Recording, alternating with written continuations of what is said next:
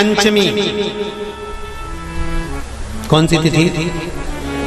पंचमी, चाहे वो शुक्ल पक्ष की हो चाहे वो कृष्ण पक्ष की।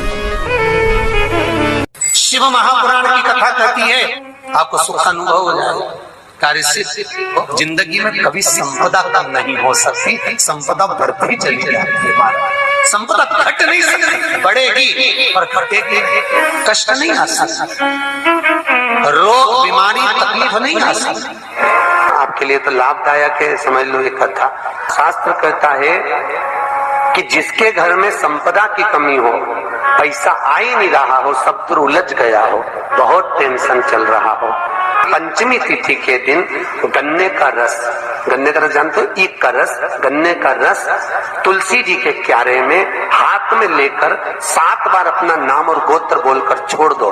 जिंदगी में 3 साल में तो करोड़पति बनकर बैठ जाओगे, कभी लक्ष्मी की कमी नहीं आ सकती। तैयारी में बैठे रहोगे कि फिर पंचमी तिथि आए। हमारे यहाँ सांपों की पूजन कौन से दिन होती है, कौन सी तिथि में करते हैं? जम के बोलो जरा।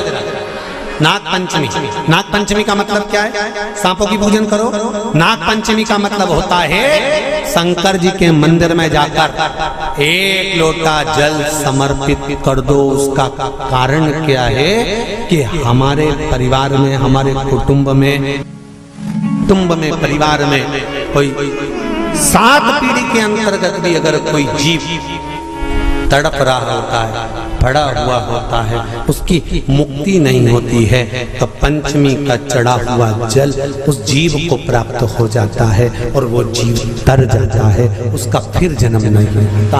वो तर संपदा के लिए अर्थात जिसका व्यापार नहीं चलता, जिसके घर में पैसा नहीं आता, या नौकरी नहीं लग रही, या सर्विस नहीं लग रही, आप अप्लाई कर रहे हो, जगह जगह जाकर इंटरव्यू भी दे रहे हो और पैसा नहीं आता, तो उसके लिए भी प्रयास किया जाता है। पर उसके लिए यहाँ पर जो धन के लिए करते हैं, उसके लिए विष्णुपदी के लिए करते हैं। मतलब जैसे गंगा के जल में तुलसी के 11 पत्ते डाले जाते हैं और उसको किसी भी नारायण के मंदिर में, राम कृष्ण शिव, शंकर नहीं, राम कृष्ण भगवान विष्णु दत्त आदि जितने नारायण के मंदिर है, उस मंदिर में किसी भी पात्र में, एक छोटे से पात्र में उसको भरकर रखी जाते हैं महाराज। उससे भी जॉब, सर्विस, नौकरी में सफलता प्राप्त हो जाती है। परंतु वो भी एकादशी को ही होता है। कुछ देर तक पात्र को रखा जाता है, फिर वही पात्र का जल किसी भी वृक्ष के नीचे डाल दिया जाता है, उससे भी नौकरी के लिए फायदा मिलता है।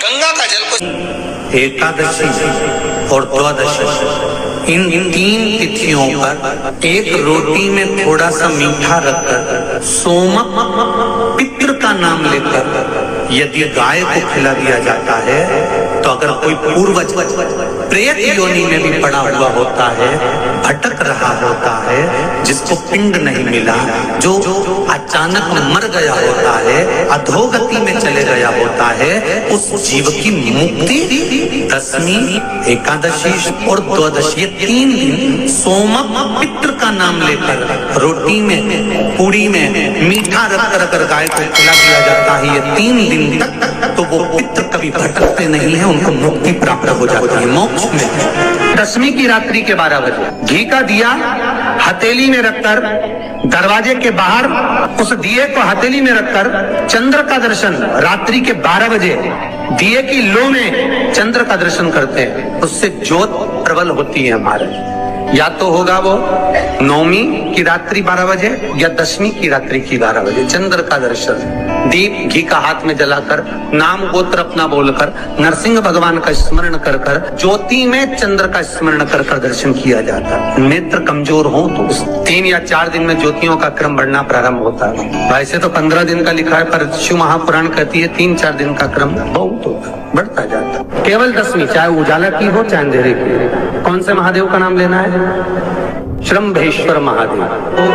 जब कोई व्यक्ति चिड़चिड़ करता है, क्रोध करता है, गुस्सा करता है, तो महाराज शंकर भगवान का श्रम्भेश्वर महादेव का नाम लेकर 31 बेलपत्र जिस व्यक्ति को क्रोध आता है उस व्यक्ति का स्मरण कर कर आखा चावल मतलब सेगे चावल के साथ एक एक बेलपत्र 31 बेलपत्र कर कर शिव जी के शिवलिंग पर समर्पित करी जाती है मात्र 10वीं की तिथि के लिए। केवल 10वीं, चाहे उजाला की हो चाहे अंधेरे की। कौन से महादेव का नाम लेना है? श्रम्भेश्वर महादेव, शिव जी का एक। छोटे छोटे बच्चे रहते हैं, कुछ बच्चों को माता जबरदस्ती के भोजन कराती है, खिलाती है, ठोकती मारती खिलाती है।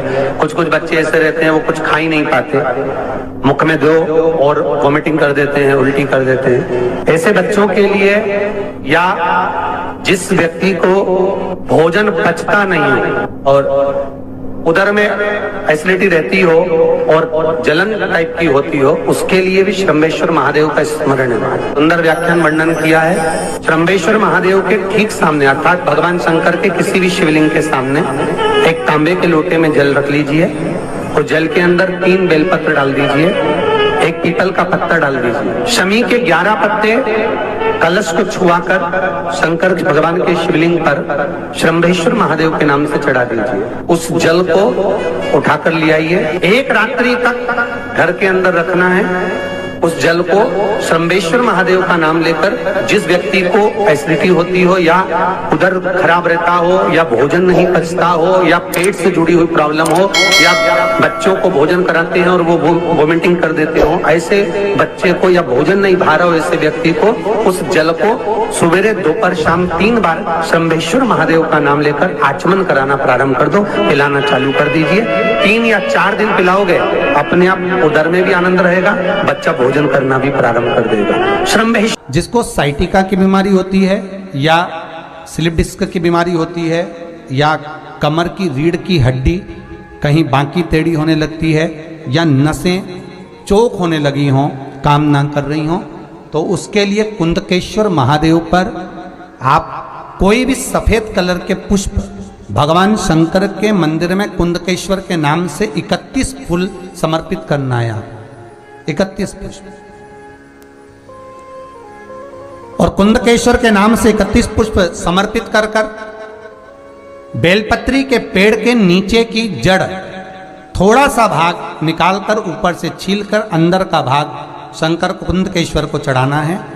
उस जड़ को लाकर उसको पीसना है और पीसकर सुबह के समय पर 3 बार उसका कुंदकेश्वर का नाम लेकर सेवन करना है। जिसको साइटिका और जिसको रीढ़ की हड्डी, स्लिप डिस्क, जिसको प्रॉब्लम होती है उसको बाबा कुंदकेश्वर एक ऐसे महादेव हैं, क्योंकि भगवान शंकर के चरण पर पार्वती के द्वारा फेंका गया कुंद का प्रहार हुआ और उससे बाबा को चोट लगी, जिससे बाबा का नाम कुंदकेश्वर पड़ा। जब आप जल शंकर को चढ़ाने तो रोज ही जाते हैं। जब एकादशी का दिन रहे और शंकर जी के मंदिर में आप जल समर्पित करें तो 3 बार मुख से स्वधा स्वधा स्वधा या स्वधा स्तोत्र का पाठ, जिसमें 12 श्लोक। हमारी वीडियो आप लोगों को कैसी लगी है हमें कमेंट करके ज़रूर बताएं। वीडियो हमारी फुल वॉच करने के लिए आप सभी लोगों का बहुत बहुत धन्यवाद।